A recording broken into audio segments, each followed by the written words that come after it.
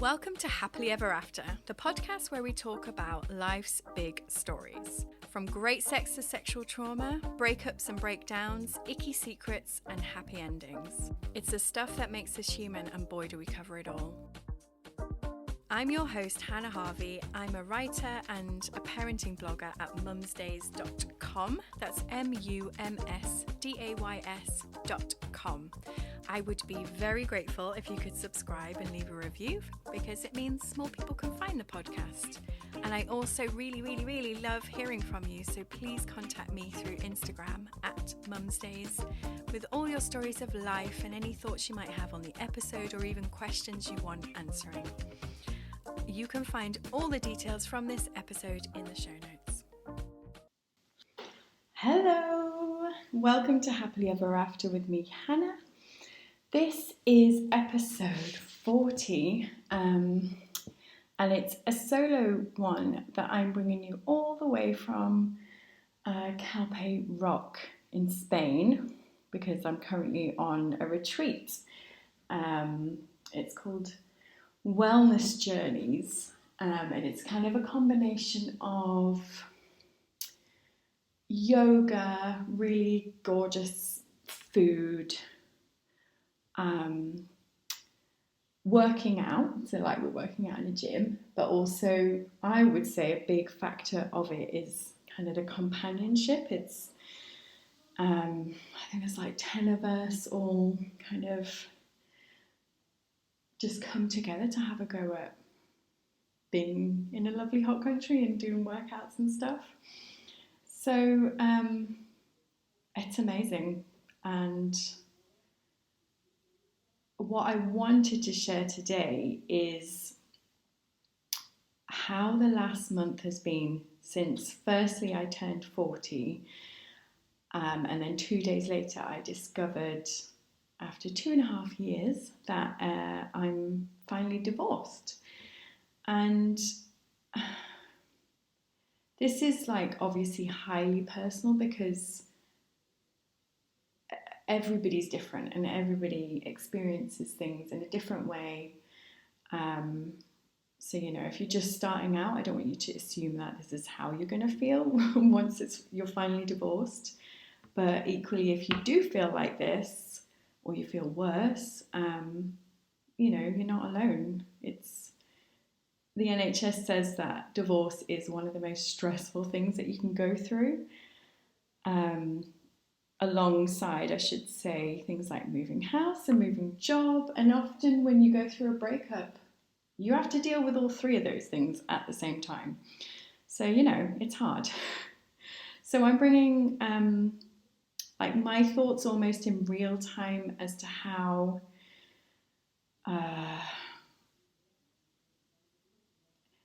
I feel now that I know I'm definitely, you know, divorced.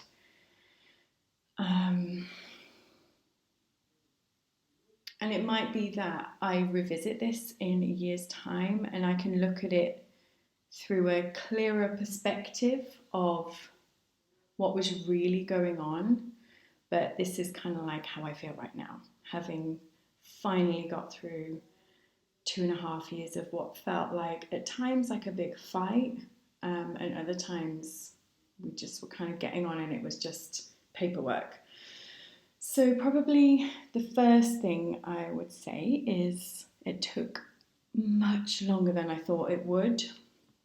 I started this podcast like back in July last year, so 2022, and I assumed that my divorce would come through by the September at the latest, and it actually took another 6 months after that. So you know, I'd bump into people and they're like, "You're still not divorced?" And I'd be like, "Yeah." Every time I thought we were nearly there, there would be another piece of paperwork to sign or something else that I needed to kind of look at and approve. So yeah, it took a lot longer than I thought. So when it finally kind of came through, it was almost kind of underwhelming because I was like, we've been doing this for so long. Like, I haven't been with my ex for so long, and he's with somebody else now. And yeah, it wasn't like a big woo. It was just, it was 2 days after my birthday. I'd actually spent the day with my ex doing kind of kid related activities, and it was actually my ex who gave me the news. So I was walking around Lidl buying some eggs or something, like grocery shopping, and he texted me and said it's done, and it just felt surreal, but also because it was him that told me, I then felt under pressure to appropriately respond to him and acknowledge that it was finally over, and that we could move on. So weird. And I'd say like the rest of the day was like a bit of a fog. Like I felt relieved, but also just a bit numb. Yeah, it's almost, like when Diana died or when the Twin Towers, when that happened, I feel like a lot of people are like, I know exactly where I was, I know exactly what I was doing. And I feel like the day you break up with your ex and the day you find out is almost like Technicolor. Like you remember it in great detail. And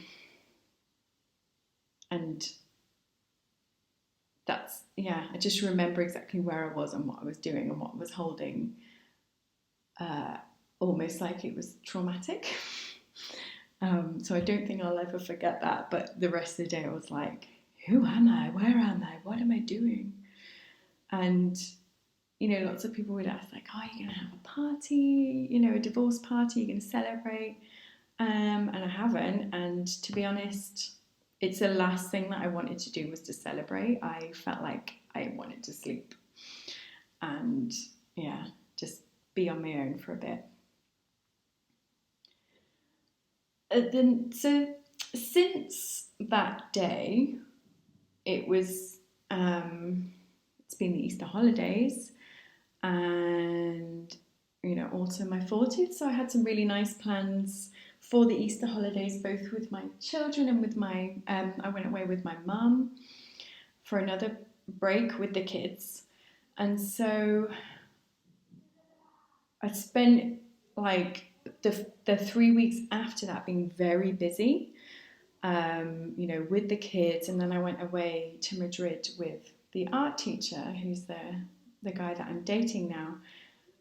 So I've been completely distracted, in all honesty, from any thoughts and any feelings about, life in general. And it wasn't until I was sat on my own in my house that I could really notice what I was going on. And to be honest, it's been quite uncomfortable, a bit of an uncomfortable roller coaster.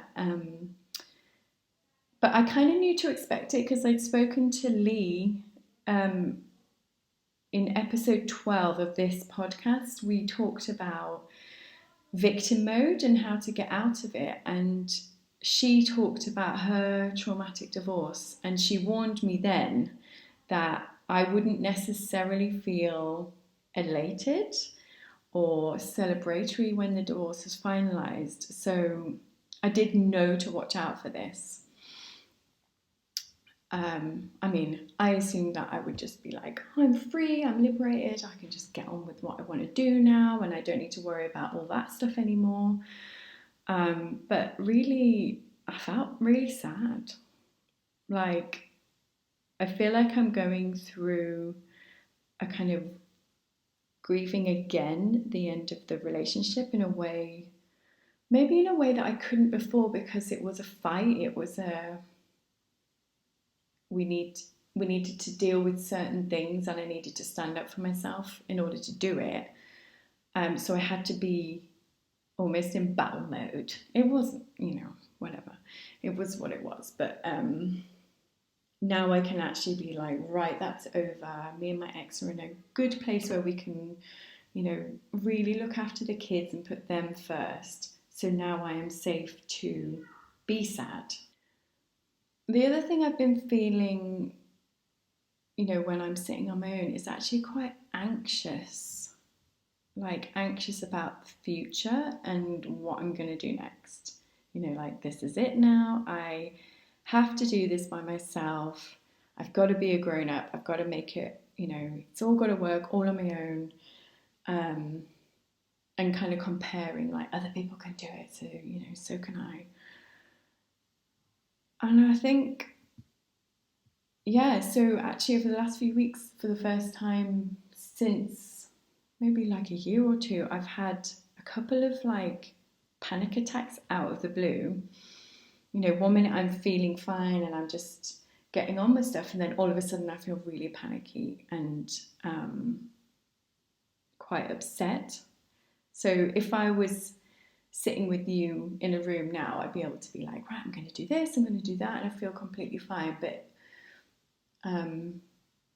yeah, just suddenly out of nowhere, I'm like, oh my goodness. And I think it is, I do think it's related to the divorce finally being over and like my nervous system calming down or something.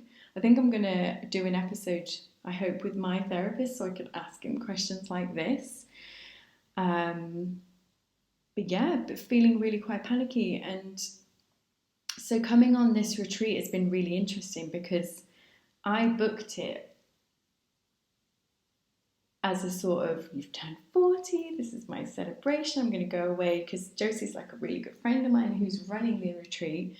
So it's like I'm going away with her, but it's also really, wholesome and a really lovely thing to do. But like the days before, I was like, I don't want to come. Like, I haven't got time to do this. I need to get on with the rest of my life, and it needs to be now. And I panicked. Even though rationally I know it's exactly what I need right now, right here, right now, is to be on something like this and have just a little bit of space to do some amazing exercise, be with some wonderful people, and just process what's going on. And it's been really interesting to observe what my head is actually telling me. Like, one of the big things has been, you don't deserve to be on this amazing retreat. So in terms of the therapy work I've done, that's like an old one. Like, we've been there and we've covered it. My core belief system was like, you're not good enough, or I'm not good enough. And it's a belief that many of us have. Apparently there's like only about 12 core beliefs you can have, and loads of people have the I'm not good enough one. So I felt like I'd been working on that and dealing with it, and what's the point in coming on something like this if you're then going to beat yourself up about it? Like, come and enjoy it.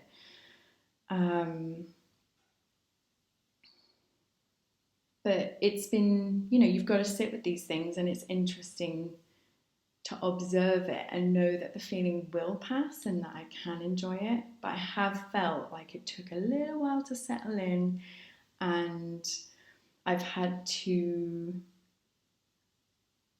just know that some of the feelings I'm feeling aren't going to last, and that I'll be all right. Yeah. So one of the other big things coming up is that sort of loneliness feeling. Like, I'm in this on my own now. Like, the divorce is over. I am no longer married.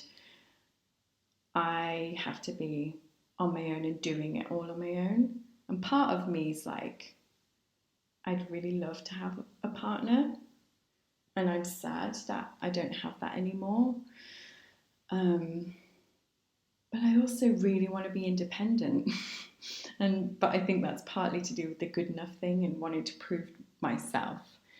And, life isn't a competition for who can do everything on their own. Like, it's just not. We have many partners who can be our friends. They could be people that, professionally support us. Like, none of us have got anything actually to prove. And it comes back to, that feeling of not being enough. So like in my head, I'm like, oh, I need to prove to myself and to others and to God and what God knows what else that I can succeed on my own. And yeah, I probably could, but like, what's the fun in that? Like, you know, people say it takes a village to raise a kid and all that, but it also takes one to live as a human in a fun, fulfilling way. Like, you need your support system around you. So yeah, the other day when I was home alone, I'd done all the right things. I taught my yoga class at the Bound bookshop in Whitley Bay. Come along, 11 till 12 if you're about. I taught that class, and the whole class intention had been about trust. You know, trusting that the right information will come up when it's meant to, and we'll cope. We'll make it work. So, great. And then I went for a lovely walk with a friend, but I hadn't really said how I was feeling then. But to be honest, I was still like, oh, I've just got back from holiday. I've had an amazing time. And then I got home and I was like, oh shit, I'm completely empty. It was like I could feel the void was like dark.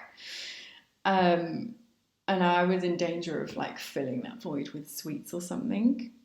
I felt sad and lonely and scared and panicky. And so what I did, because I was like, who am I going to tell? I can't tell anybody.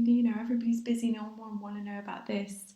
But I sent up a few flares to some close friends, and I ended up having a really long conversation with one of my close friends, and it turned out that she was feeling exactly the same. And the act of us each, like, physically not being together, but knowing that the other one felt the way we did, already made me feel better and less alone. You know, you're not going to feel better immediately, but it's also important to sit and feel what you're feeling so that you can just observe it and understand what you're working with, and not trying to just always distract. It's like, yeah, acknowledge that the ending of a significant relationship is sad. It's sad. And that's okay. Like, creating space, like being on this retreat, is perfect for doing it. And however uncomfortable it is, it's nice to at least go through it with somebody else and being able to be like, I don't feel great right now, but we're going to go climb a massive rock, and I can be like, yeah, totally do. I can do these things as well as feel panicky or scared about my future. And yeah, I think this first bit of just,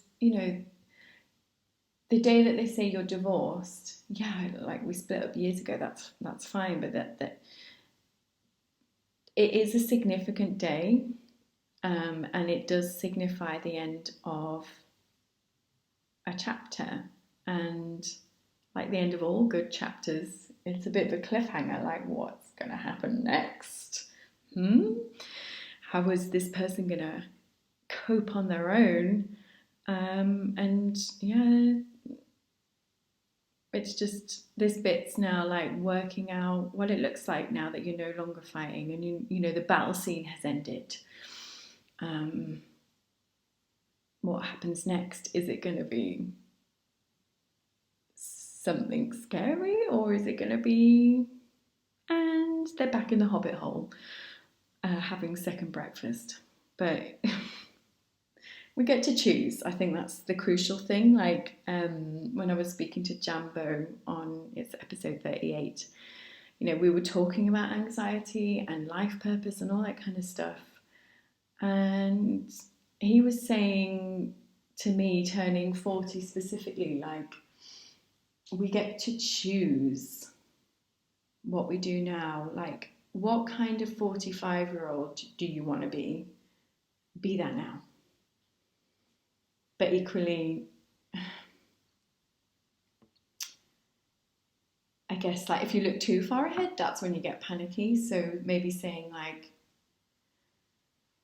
yes, I want to be somebody who's 45 who looks after themselves, goes on nice retreats with their friends,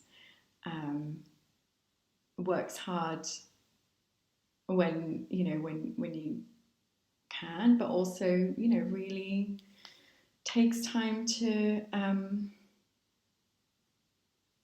look after myself and to exercise and to be with friends and to be in the village. And it's we get to choose what we do to a certain extent, and it is scary, but it's also incredible.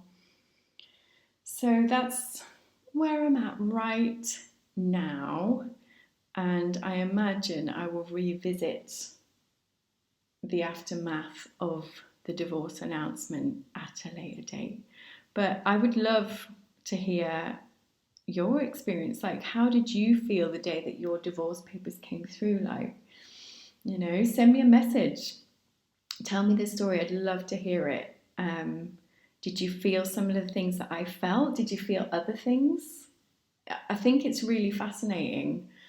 Did you feel like you regressed? Because I do feel like some of this process is regression. Like, I've gone back to old feelings that I had before, and I wonder if it is just part of that process and that moving on, next chapter stuff.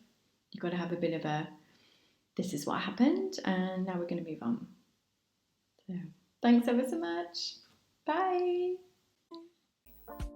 Thank you so much for listening, and I'll see you next time for another episode of Happily Ever After with me, Hannah Harvey. It would be wonderful if you could leave a review and subscribe. And of course, if you've got a friend who might enjoy this episode, then please do pass it on. For anything else, you can get in touch with me through either Instagram @mumsdays or through my website mumsdays.com.